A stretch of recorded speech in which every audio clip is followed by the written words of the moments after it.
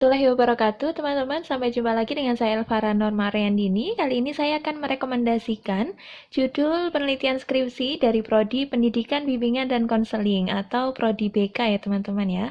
Oke, yang pertama di sini adalah studi kasus permasalahan yang sering ditangani guru bimbingan dan konseling nanti diisi nama sekolahnya ya. Jadi permasalahan-permasalahan yang sering ditangani oleh guru BK di suatu sekolah gitu teman-teman. Nah ini adalah dasarnya salah satunya yaitu dari JBKI STKIP Singkawang. Ya ini ditulis oleh Elia Firda gitu ya. Terus selanjutnya yang kedua adalah kinerja guru bimbingan dan konseling di sekolah mana ya bisa diisi nanti di sini dan faktor-faktor yang mempengaruhinya. Oke, ini masih dari jurnal yang sama ya, dasarnya yang bisa digunakan. Di sini digunakan ini teman-teman. Kalau penelitian sebelumnya dilakukan di kota Surabaya, maka nanti teman-teman bisa mungkin ya mencari sekolah yang jangan cuma satu ya, mungkin beberapa sekolah di kecamatan mana gitu ya, setidaknya sekitar 3 mungkin atau sampai 5 sekolah gitu bisa ya. Nah, nanti dari sini digeneralisasikan menjadi faktor-faktor yang mempengaruhi kinerja guru bimbingan dan konseling itu apa saja. Begitu. Ini ditulis oleh Pak Muhammad Imron dan kawan-kawan gitu ya. Yang ketiga, teman-teman, ada analisis minat peserta didik dalam melanjutkan pendidikan tinggi di masa pandemi di mana begitu ya. Kalau contohnya di sini yang bisa teman-teman gunakan untuk acuan ya ini nanti ya. Jadi sama dari JPKI STKIP Singkawang. Kemudian di sini contohnya dilakukan di Kalimantan Barat, teman-teman. Jadi ini SMA ya. Mana nih? Ya, SMA ya karena melanjutkan perguruan tinggi. Jadi SMA ya atau mungkin SMK ya lebih tepatnya SMA sih teman-teman ya. Jadi SMA Kalimantan Barat. Nah, nanti mungkin teman-teman bisa misalkan teman-teman ada di kabupaten mana. Nah, di situ sekolahnya ada berapa SMA-nya. Kalau misalnya tidak begitu banyak, ambil aja semuanya gitu ya. Tapi kalau misalnya kok cukup banyak, oh berarti teman-teman bisa mengambil sekecamatan misalkan ya, bisa seperti itu. Oke, ini ditulis oleh Pak Rustam dan Pak Kamaruzaman gitu ya. Nanti bisa diakses teman-teman. Selanjutnya yang keempat adalah pengaruh konseling kelompok dengan pendekatan trade and factor terhadap kematangan karir siswa SMA atau SMK. Nah, kalau ini penelitiannya hanya bisa dilakukan di SMA atau SMK saja ya, teman-teman, karena lebih cocoknya di kedua ini karena dia di sini adalah kematangan karir gitu ya. Kalau SMP kurang cocok sepertinya.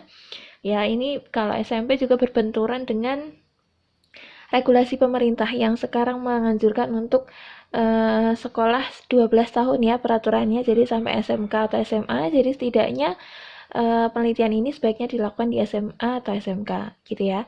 Kemudian ini jurnal yang bisa diaju salah satunya jurnal Insight dari UNJ gitu ya. Ini yang ditulis oleh Bu Yuli dan teman-teman. Ini diterbitkan tahun 2020, jadi masih sangat relevan untuk digunakan gitu ya. Ibunya ini melakukan penelitiannya di kelas 12 SMA Negeri 34 Jakarta. Nah, ini bisa diganti dengan daerah teman-teman masing-masing. Oke, selanjutnya yang kelima, teman-teman, ada mindfulness based stress reduction sebagai upaya mereduksi tingkat stres. Wah, ini ya tingkat stres ini jadi variabelnya yang diamati pada apa? Ketua ekstrakurikuler. Jadi biasanya di ekstrakurikuler ada ketuanya ya teman-teman. Nah itu tingkat stresnya seberapa? Nah itu untuk mereduksi tingkat stres tersebut ya. Jadi untuk mengurangi tingkat stresnya gitu ya. Nah ini bisa dilakukan nanti di yang teman-teman paling dekat sekolahnya ya, yang bisa teman-teman teliti di situ. Gitu ya, otomatis setiap sekolah pasti ya punya namanya ekstrakurikuler. Nah, di situ ada ketua kelasnya, begitu ya. Nah, ini masih sama dengan jurnal Insight yang ini ditulis baru saja tahun 2021 oleh Bu Rohani dan teman-teman. Bapak atau Ibu ya? Bapak Rohani dan teman-teman. Gitu ya, ini bisa ditulis nama sekolah juga tidak perlu juga nggak apa-apa. Oke, selanjutnya teman-teman yang keenam adalah pengembangan. Ya, ini adalah penelitian R&D ya teman-teman ya. Penelitian Research and Development. Jadi tandanya ada kata-katanya pengembangan seperti ini biasanya adalah penelitian R&D. Pengembangan apa? Pengembangan media buku, bantuan diri, self-help book ya.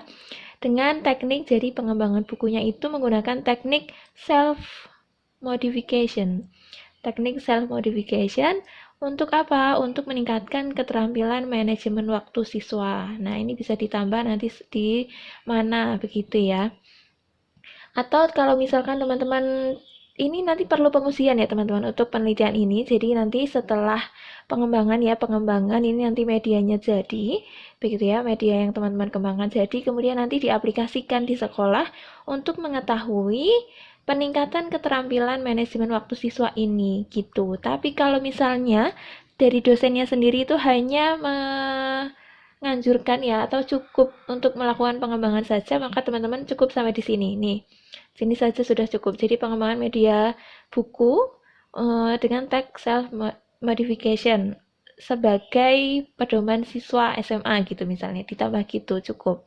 Tapi kalau misalnya disuruh untuk mengujikan gitu ya, mengujikan di sekolah misalnya, nah itu teman-teman bisa melakukan uji terbatas di sekolah untuk ini mengetahui misalnya keterampilan manajemen waktu, atau mungkin ini bisa diganti variabel ini ya, apa mungkin ya yang bisa diganti gitu.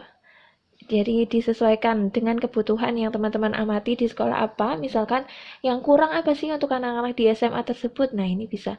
Nah, kalau untuk penelitian ini yang dilakukan Ibu Rizka Nurul dan Ibu Wening ini, di situ diamatinya adalah siswa kurang manajemen waktunya gitu ya. Nah, nanti tinggal disesuaikan penelitian teman-teman. Kira-kira kalau di sekolah teman-teman itu yang kurang apa siswanya gitu ya. Jadi kira-kira bisa diselesaikan nggak misalnya dengan menggunakan media ini gitu. Kalau bisa berarti teman-teman bisa mengacu pada penelitian ini. Tapi kalau nggak bisa berarti teman-teman nyari apa sih media yang bisa digunakan untuk mengatasi permasalahan yang ada di sekolah teman-teman tadi gitu ya. Ini adalah penelitian R&D seperti itu teman-teman. Selanjutnya teman-teman yang ketujuh adalah buku bantuan diri. Buku bantuan diri dengan teknik restrukturisasi kognitif untuk meningkatkan harga diri remaja putus cinta. Di mana nanti teman-teman bisa menambahkan sekolah di sini ya. Jadi putus cinta ini sangat banyak terjadi di kalangan remaja sekarang ya, teman-teman. Jadi karena banyak yang pacaran akhirnya mengakibatkan banyak yang putus cinta juga, sehingga itu sangat berpengaruh terhadap akademik siswa di sekolah. Sehingga di sini guru BK sangat berperan penting untuk bisa memberikan bantuan gitu ya. Maka di sini dikembangkanlah buku bantuan diri gitu ya, buku bantuan diri dengan tekniknya ini tadi, restrukturisasi kognitif.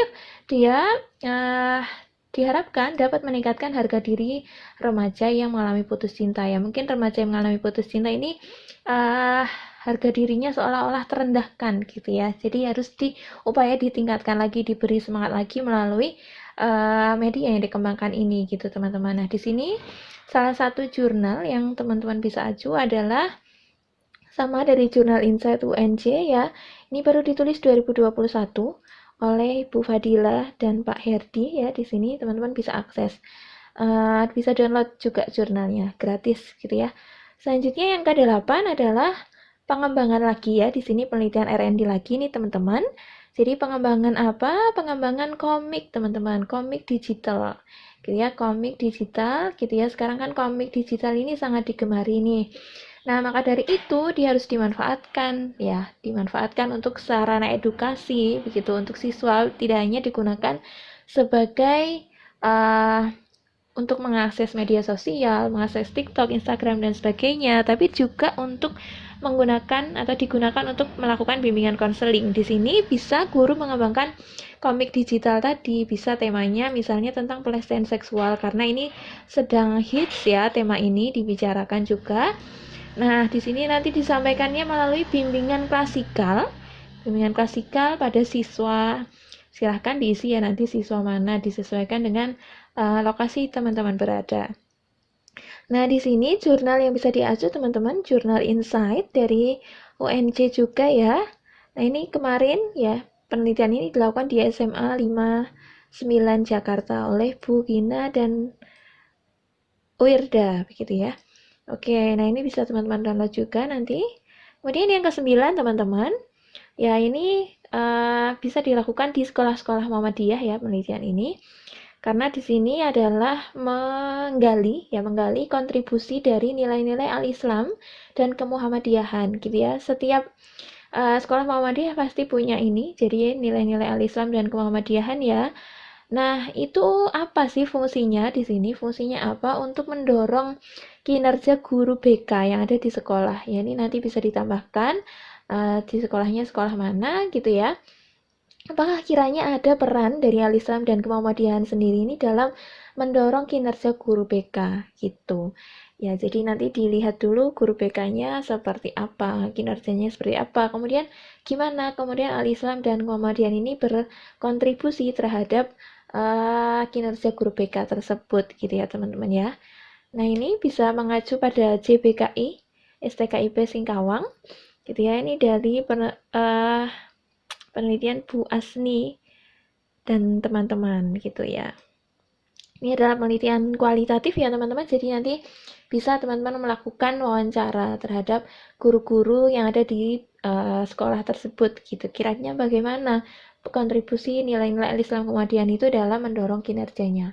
Apakah dengan adanya pegangan berupa Islam Muhammadiyah ini akan meningkatkan nih kinerja guru BK untuk bisa lebih baik lagi, lebih profesional lagi dan sebagainya. Gitu ya. Nah, selanjutnya yang terakhir yaitu pengembangan program bimbingan dan konseling karir model employability skill di sekolah mana gitu.